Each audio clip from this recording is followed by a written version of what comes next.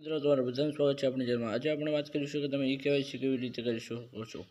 તમે એકદમ સરળ રીતે ઈ-કેવાયસી કરવું હોય તો તમે ઘરે બેઠા પણ મોબાઈલથી ઈ-કેવાયસી થઈ શકે છે। અને જો તમારે ગ્રામ પંચાયત જે તે વીસીયુ હોય તેમની પાસે પણ ઈ-કેવાયસી થઈ શકે છે। જો તમારે ઈ-કેવાયસી બાકી રહી ગયું હોય તો સરકારશ્રી દ્વારા તારીખ 31 જાન્યુઆરી છેલ્લી તારીખ હતી, પણ હવે ખેડૂતો માટે ઈ-કેવાયસી થઈ શકે એ માટે ગુજરાત સરકાર દ્વારા હવે તારીખમાં લંબાવવામાં આવી છે। તો કઈ તારીખ છે?